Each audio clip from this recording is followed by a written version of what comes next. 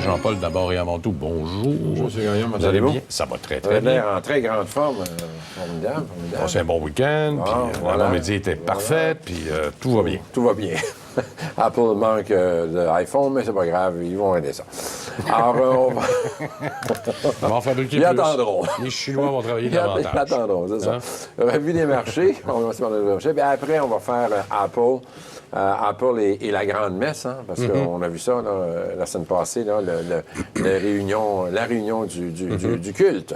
Alors, commençons par notre revue des marchés. La semaine dernière, vous me corrigez si jamais mes chiffres sont pas exacts en temps réel. On vient des parles, ça va revenir. Demande de chômage, jeudi, le 11 septembre, on attendait 300 000 et on est sorti à 315 000. Donc, un petit peu négatif, mais il faut dire que dans l'ensemble, ça va bien à ce niveau-là. Puis là, à un moment donné, quand ils mettent la barre trop basse... plus ou moins 10 000, c'est pas grave. De toute façon, la semaine d'avant, on l'avait révisé. Bien raison. Et regardez, c'est ça qui compte. Hein? On le voit ici, le graphique. Un graphique qu'on ne veut pas voir dans ses actions. Mais mais que la Fed veut voir au niveau des demandes de chômage.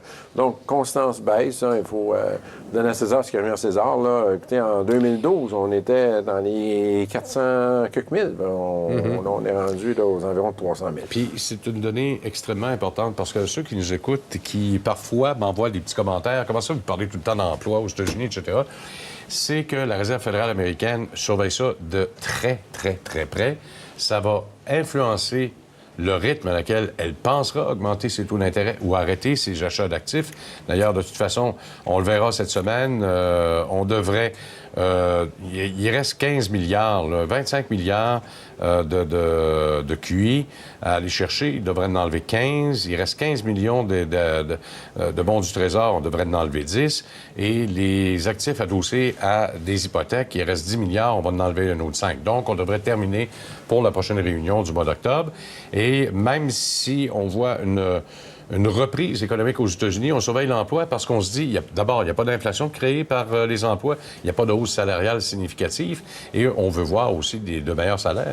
Qui dit meilleur salaire dit meilleure construction, meilleure vente de tout s'ensuit ensuite de ça.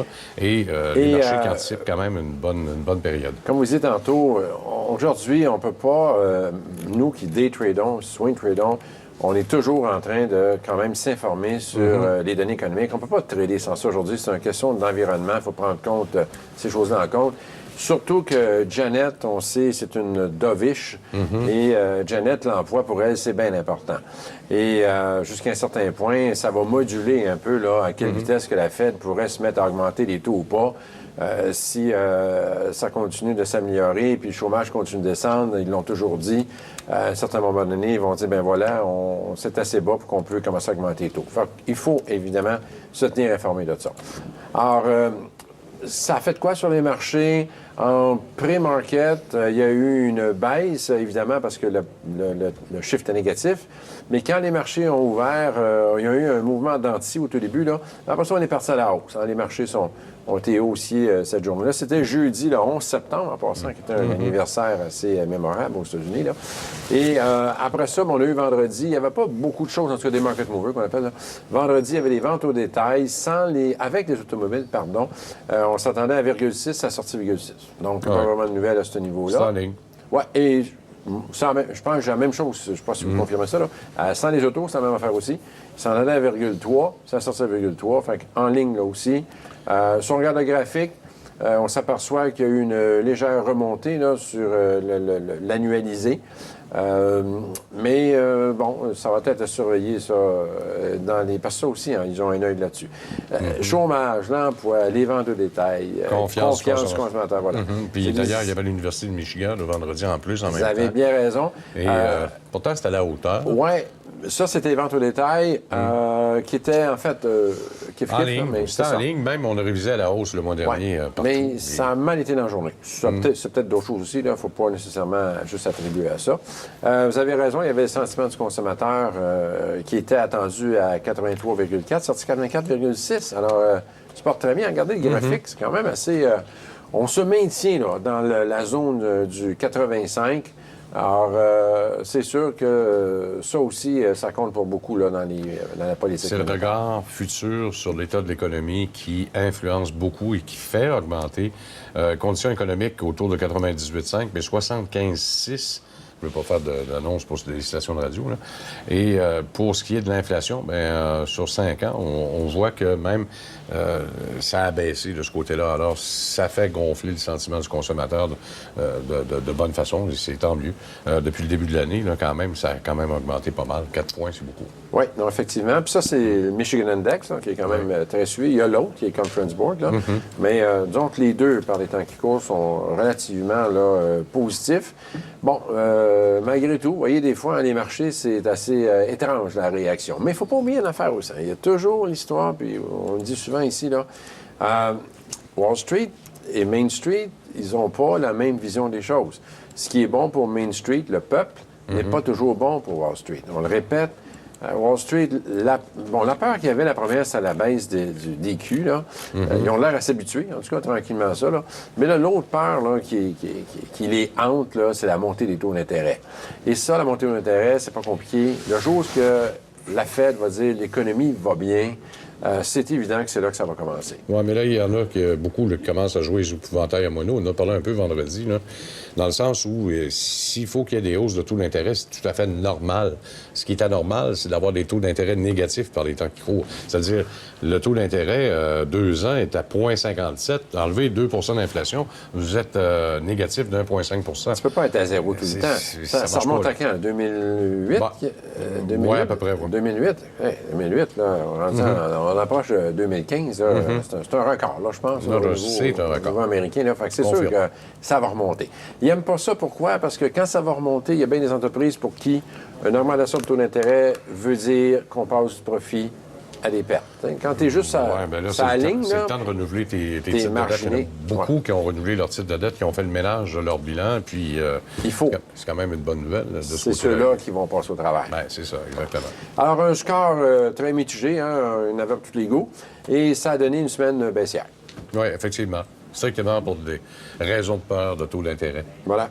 Alors, là, pour le prochain bloc, il nous reste 20 secondes, on n'aura pas le temps de commencer, là, mais on va parler d'Apple. Apple, effectivement. Apple, c'était un rendement, ça la semaine passée. Effectivement, il y a eu des nouveautés, parce que pour la première fois de l'histoire d'Apple, on présentait 2 produits en même temps, 2 nouveaux produits, ce qui s'était jamais fait.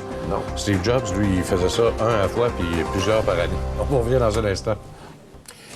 Alors, mardi dernier, lancement du iPhone 6, iPhone 6 Plus, Apple Watch, Apple Pay.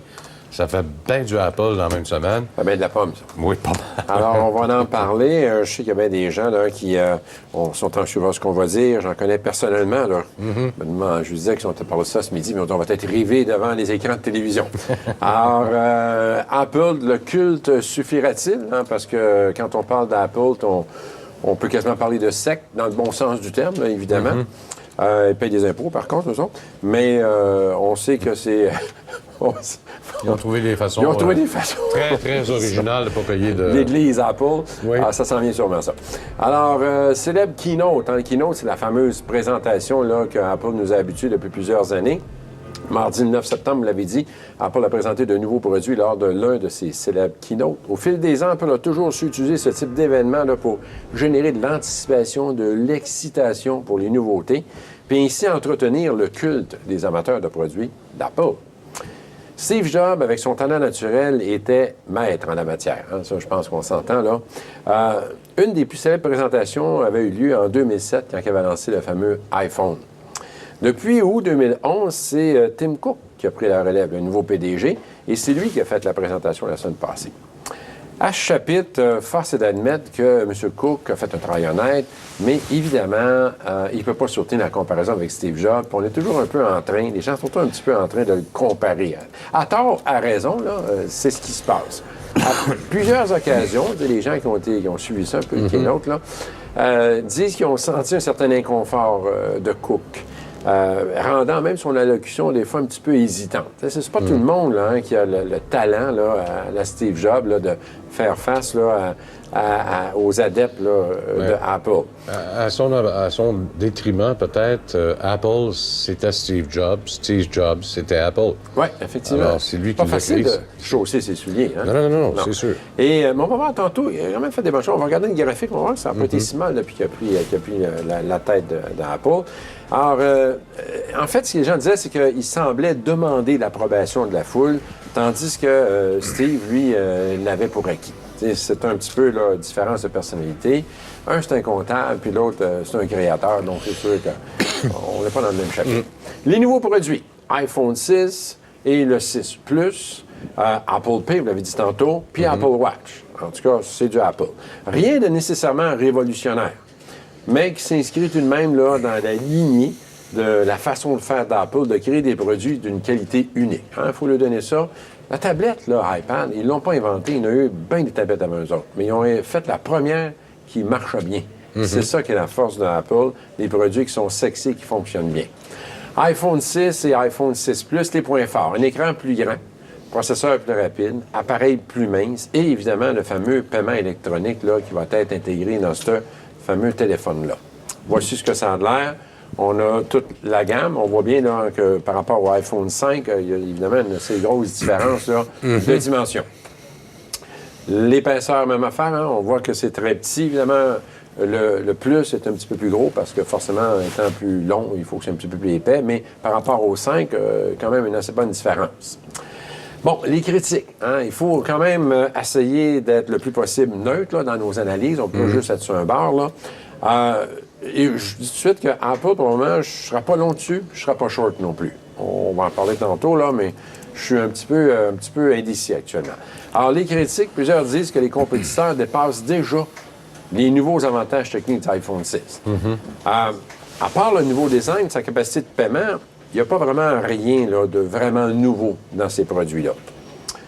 Samsung, son compétiteur direct, on le sait, avec son Galaxy Note 3, disponible depuis plus d'1 an sur classe iPhone 6 sur beaucoup de plans. Alors, il y a du rattrapage qui se fait. Même certains disent sur même le visuel, non pas sur la qualité des applications, mais sur le visuel, c'est-à-dire qu'il y a de meilleure qualité. Résolution. De meilleure résolution. Caméra, ils n'ont pas augmenté. Apple aussi est venu confirmer la fablette de Samsung. Parce qu'au début, Apple, un petit peu sarcastique, riait un petit peu de la grosseur du Samsung. En disant, nous, regarde, c'est ça notre format. Puis, sauf que là, ils comprennent que les gens veulent avoir là, un format un peu plus phablette, hein, téléphone et tablette là, mariés ensemble. Le Galaxy Note 4, le 4, prévu en octobre, là, va être apparemment beaucoup plus avancé. Alors, c'est pas évident là, ce qui va se passer tantôt. Surtout de parler de retard, fait qu'ils vont peut-être livrer ça en même temps que le Samsung va sortir. Ça va être intéressant à suivre. Puis, depuis un bon moment, là, c'est plus une cachette, hein, Samsung a surpassé iPhone là, au niveau des ventes. Donc, c'est pas... Les chiffres parlent aussi, là. Apple Pay, patente assez intéressante, là, utilise l'information des cartes de crédit de l'utilisateur, hautement sécurisé, parce que c'est souvent là le nerf de la guerre, là, et intuitif. Hein, on sait qu'Apple est bon pour faire des produits intuitifs. Le NIP est remplacé par un lecteur d'empreintes digitales intégré. Ça peut avoir ses avantages, tu sais, par rapport à te faire chipper ton NIP ou regarder sur l'épaule. Là, bon, là, ils vont te couper le pouce à la place. Bon. Vous en regardez trop les NCIS puis les CSI de ce monde. Ils vont t'en donner mon NIP qui me coupe le pouce, mais en tout cas, ça, c'est un autre débat qu'on aura une autre journée. Alors, il y a l'Apple Pay, utilise la fameuse méthode NFC, là, le Near Field Communication. Mais il ne voulait pas avant. Non, il ne voulait pas. Il est en retard là-dessus aussi. C'est ça, c'est ça. Par contre, là, le paiement va s'effectuer sans partager l'information de la carte avec le marchand. Alors ça, hâte de voir c'est quoi cette technologie-là, parce que c'est assez particulier. Là. Tu réussis à payer sans donner l'information. Il va falloir voir comment ça va fonctionner. Apple Pay, les moins, parce qu'il y a des plus, mais les moins, seulement 220 000 terminaux aux États-Unis seulement. Je dis seulement, c'est parce que on est habitué des millions là-dedans. Là. Fait que 220 000 pour une population de 350 millions, là, c'est pas grand-chose. Puis aux États-Unis seulement. Alors, c'est un marché, là, quand même, c'est un gros marché, là, mais c'est pas planétaire. Walmart a refusé d'emboîter le pas. Walmart... Mais aux États-Unis, de façon générale, les cartes à puce, ils n'aiment pas ça. Non, effectivement. C'est pas plus sécuritaire qu'une carte avec une bande magnétique. Ouais. Ici, au Canada, on en a plein, mais ça encore avec la machine, là, tu sais. Oui, mais ils n'ont pas... Non, mais là, quand même, n'exagérez pas non plus. Pas en 1960, non, pas à ce quand point-là, même. là, disons que je choque un petit peu. Alors, Walmart a refusé d'emboîter le pas. C'est un gros joueur, hein? C'est pas évident, là. Puis bientôt, ben, il va y avoir d'autres compétiteurs, hein, parce que c'est sûr, de plus en plus, là, on s'en va vers ça, là. Tu sais, les PayPal, puis les téléphones vont servir de wallet électronique avant longtemps. Hein, c'est ça qu'ils veulent. Apple Watch, hein, vous en parlez tantôt, conçu avec soin et passion, à l'image des produits d'Apple, il réussit à capter l'essence de la raison d'être d'une montre haut de gamme. Apple a compris qu'une montre va avoir beaucoup plus que juste des fonctionnalités. Les gens, là, c'est un objet de désir, hein, ben des fois, une montre, donc ils semblent avoir compris ça. Mais c'est pas encore parfait. Voici quelques images un petit peu sur tous les angles, là. Je pense que vous avez commandé la vôtre. Non. Non, OK. Il n'y en a pas question. Il n'y en a pas question? Non, sérieux. Bon, voilà, OK. Bon, ben, Mais je comprends pas comment. C'est quoi l'utilité d'avoir une montre? Puis... Alors, regardez le titre en bourse, je suis sûr. Oui, bonjour. Je suis sûr qu'il plante, là. Le commentaire, je suis sûr que ça va descendre. Voilà. Pas de ma faute, c'est de la vôtre. Non, mais moi non plus, je suis pas trop tranché de ces genres de montres-là. Dick Tracy en avait une, hein. On commence ça bien avant, là. C'est pas... Batman aussi, il en avait une, puis James Bond Ils n'ont rien aussi. inventé, là. Alors, les Apple Watch, les meilleurs horlogers au monde ont été apparemment consultés, là, hein, pour bâtir cette montre. Ils font pas les choses à moitié, on le sait. Plusieurs bracelets et couleurs de métaux ont été retenus. Le boîtier est en argent stainless. Puis la vitre est en cristal de saphir, hein, qui est la deuxième pierre transparente la plus dure au monde après le diamant, utilisée dans à peu près toutes les montres haut de gamme. Fait qu'ils ont quand même mis le paquet, là, tu sais, pour avoir une montre qui fait pas juste, là, qui n'a pas l'air d'une montre, là, qui sort d'une boîte de Kellogg, là, tu sais, comme ça qu'on avait dans le temps. Alors, Apple Watch, un petit peu plus gros, quand même joli. Il faut quand même lui donner si le revient. Pour de la montre, là, montre électronique, là, c'est quand même joli. Fonctionnalité unique, le Tactic Engine, là, qui vibre là, subtilement, vous avertir quand vous avez une alerte. Hein. Alors, vous avez des alertes, c'est à la bourse, le pacemaker, en tout cas, ça va vibrer subtilement.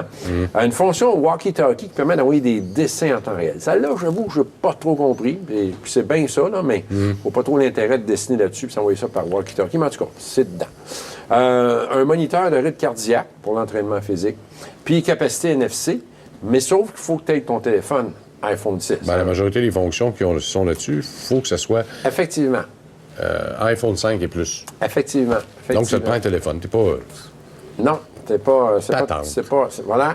Au moins, Samsung en a... Tu oublies le téléphone à la maison, la t'es calé que ma montre marche plus. Il faut ta charge à tous les soirs en plus. En alors, plus, imagine. pas disponible avant 2015, nécessite le téléphone. Beaucoup de joueurs sont rentrés dans la course. Les amateurs de montres, là, pas ceux qui vont se mettre à ces montres-là, tu sais, un vrai amateur de montre. Puis la limitation de la surface visuelle, là, tu sais, à un moment donné, c'est bien beau, là, cette affaire-là, mais c'est tout petit.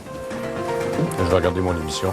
Hey, tu prends tes courriels là-dessus, Bonjour. genre, search your Google, là. On revient avec Philippe Laverne dans un instant tout de suite. Alors, on poursuit notre discussion avec Régent-Paul. On n'avait pas terminé tout à fait là, à Apple, puis après ça, on répond aux questions. Oui, Là. 2 petites minutes. Ouais. On avait... parce qu'il y a toujours l'angle boursier. On amène Ouais. ça, puis à la fin, on arrête avec l'angle boursier. Alors, tout ça, là, tout ce qu'on a dit tantôt sur la situation des nouveaux produits, la question beaucoup se pose, est-ce que ça va suffire pour soutenir le prix actuel de l'action? Plusieurs pensent que... On oublie cette théorie-là, mais plusieurs pensent que les nouveautés sont déjà escomptées dans le prix. Et il y avait eu quand même beaucoup de pré-annonces de ce qui s'en venait, là. Donc, ça se peut que la récente hausse représente... Il faut faire attention à ça. Souvent, Wall Street et les pros sont en avant de tout le monde. Puis, quand le peuple arrive, un jour, ils vendent au peuple. Puis, d'autres, par contre, rêvent d'une capitalisation boursière de 1000 milliards, 1 trillion. On est rendu à 611, là, sur la partie. Qui amènerait l'action à peu près aux environs de 168 piastres si on atteignait cette capitalisation-là. Bon, mathématiquement parlant, c'est ce que ça donne. Là, évidemment, il y a bien des choses qui peuvent se passer entre-temps. Et si on regarde ça du point de vue graphique, on a un double sommet pas parfait parce que le deuxième est plus haut que le premier, mais depuis quelque temps, il y en a des deuxièmes plus hauts que le premier qui ne fonctionnent pas. Fait que là, on est à la croisée des chemins. Il faut vraiment qu'il dépasse ce niveau-là. Une chose intéressante, un Cook a quand même pris la barre en août 2011. Fait que, on peut quand même pas dire qu'il a mal fait jusqu'à date. Là. Non, non. Alors, ce niveau-là, bien fait, mais là, on arrive à un niveau le marché, élevé. je ne sais pas si vous l'avez, là, strictement la dernière semaine. Oui. Regardez bien la dernière semaine. Ça a été comme bizarre comme réaction au lendemain. On va regarder ça. On va regarder ça. Ouais, Regardez ça, là. 115 jours, là. Ouais. Regardez les dernières journées. Les dernières journées, effectivement. Ben, ouais, après le lancement de la semaine passée, regardez ça, là, comment la chandelle a cassé, comment le titre a cassé, avant que ça reprenne un peu, parce que là, c'est Apple Pay là, qui est venu sauver les meubles un peu. les commandes aujourd'hui qui font grimper le titre à peine de 1,5 %, c'est pas mer à boire. Là. On va s'en aller à la bonne place ici. Ouais, c'était la semaine passée, c'était le 8. Le 8, hein? OK. Alors, ça a cassé le 8. Ouais, c'est ça. Alors, mais il y avait comme une espèce de déception parce que les gens se disaient, même avant un petit peu, là, on va se reculer un petit peu avant ça. Là, non, c'est correct. Ça avait cassé même auparavant parce qu'on se disait, ils sont en arrière de la parade. Il en manque un petit bout. Là. Alors, regardez le 9, comment c'était volatile. Là. On a atteint 103, on est revenu. Puis là, regardez, ce matin, ça cherche. Là. On est à la hausse, à la baisse. Donc, il faut peut-être attendre un petit peu là, pour voir vraiment la direction que le titre va prendre. Parce qu'il a commencé ce matin à 103,5 ce matin, là, puis il a reculé. Oui, regardez, on lance 5 minutes ici. Là.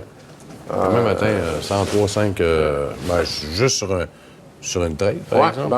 Il y a un gap, puis là, après le gap, ça l'a baissé. On a remonté, on est rebaissé. Il y a du yo-yo en ce moment-là. Oui, pas mal. Oui. Mais c'est 0,4 %, c'est pas beaucoup. Non, effectivement. Il faut laisser tomber à la poussière un petit peu. Les analystes sont plus réalistes que 168, 109. 109? En moyenne, c'est 109. Oh, wow. OK. On va attendre les résultats, voir les vrais chiffres de vente là, pour commencer. Oui, les prochains earnings vont être surveillés. Hein? Oui, exactement. Ouais. Surtout les ventes du temps des fêtes, même si la précommande, c'est des niveaux records, 4 millions, il faut quand même le faire. Là. Non, c'est ça. Il faut donner à César. Donner à César ce qui est à César. Ce qui revient à César, vous avez bien raison. Voilà. Puis, en tout cas, on verra pour le reste. Il faut que ça se traduise en profit, ça, c'est exactement.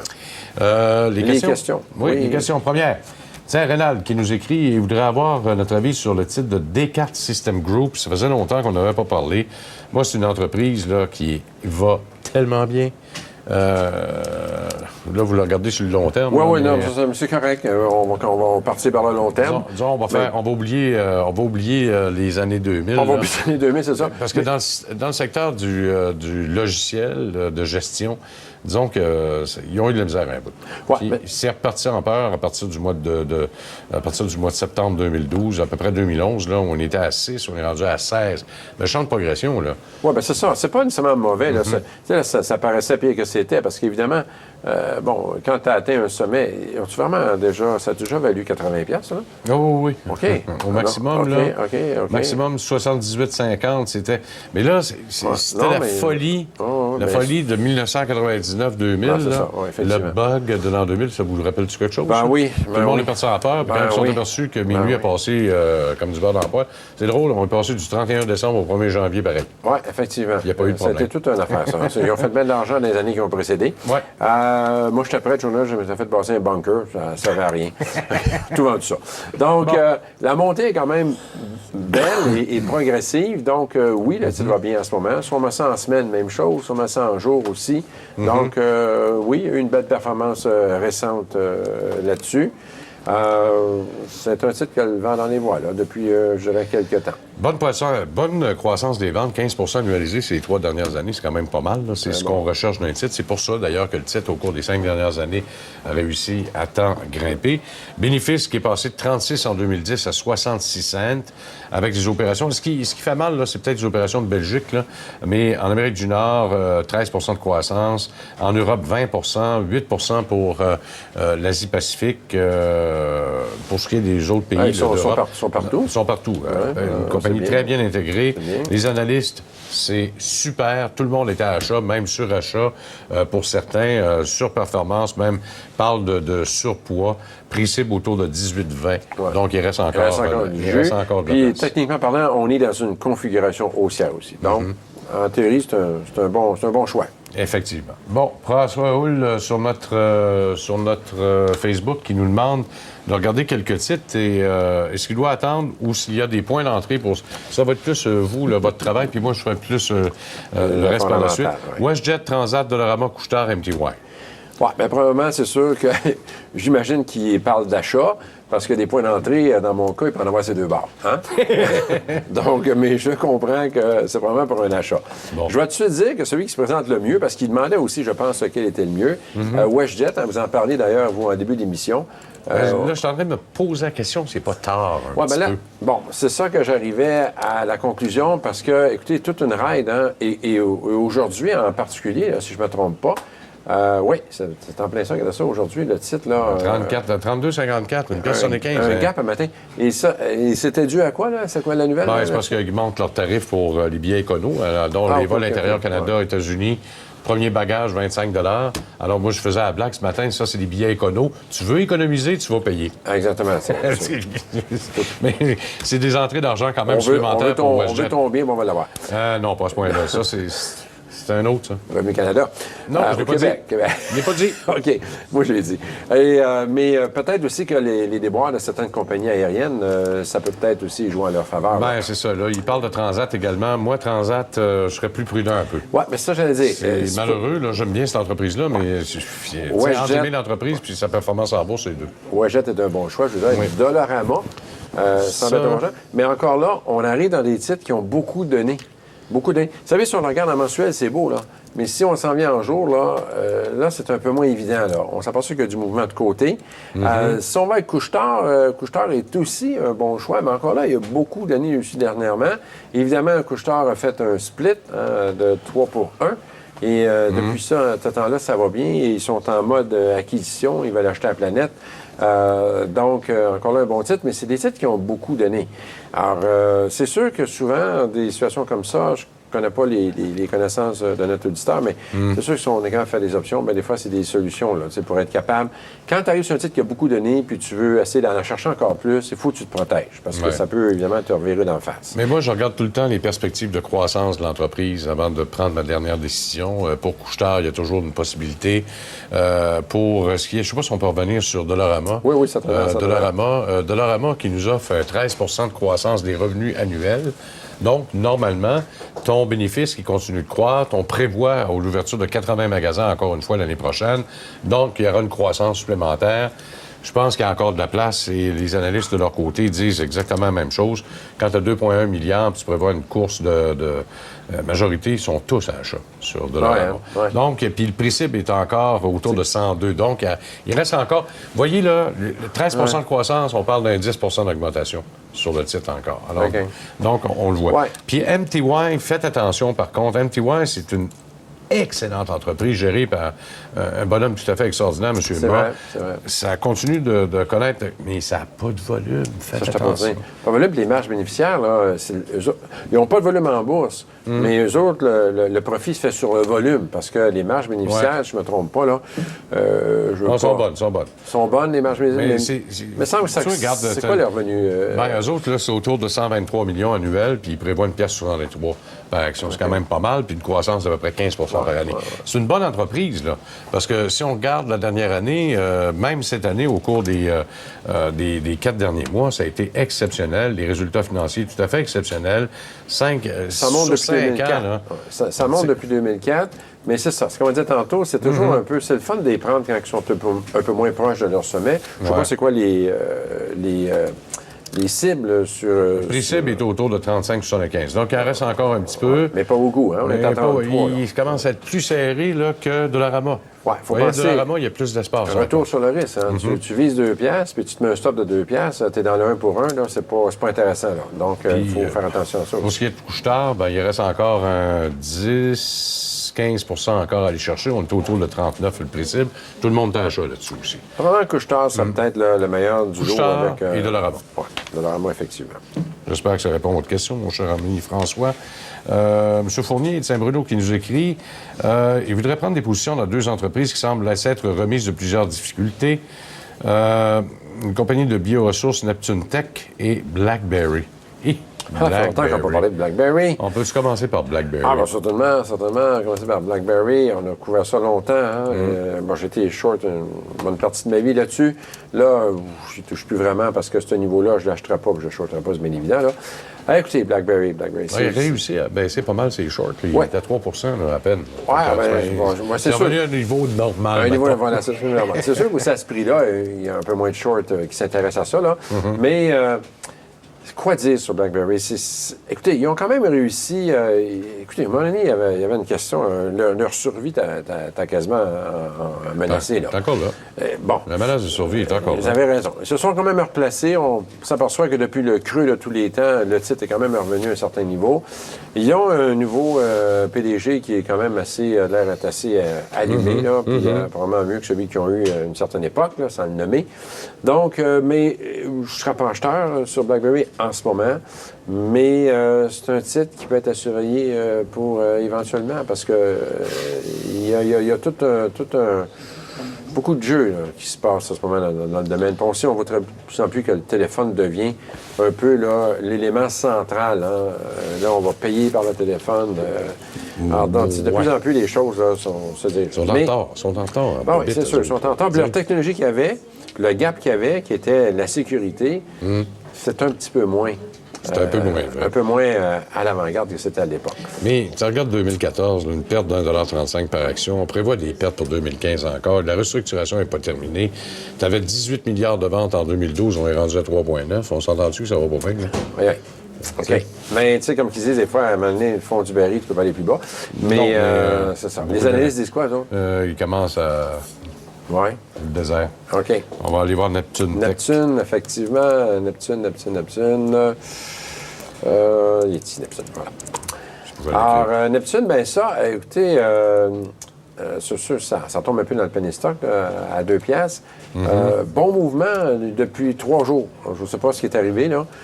Il y a un gap. Le titre est passé de 2 piastres et 20 à 2 piastres et 53. Ça n'allait de rien, mais c'est beaucoup en pourcentage. Regardez, on voit le gap qui est ici, là. Vous avez une information là-dessus. Ouais. Mais ça, c'est du tech and bio, hein? Oui, c'est de la biotechnologie faite à partir des fonds marins, de la biomasse, puis on va chercher des produits de biomasse marine là-dedans. Alors, une progression des ventes de 5 mais ça perd de l'argent encore une fois, ça. Moi, c'est ça qui me titille un petit peu. Beaucoup de volatilité, pas beaucoup de volume. Bien, merci beaucoup, Régent-Paul. On vous retrouve demain, entre autres, avec Carl Simard. Merci d'avoir été là et à la prochaine. Au revoir.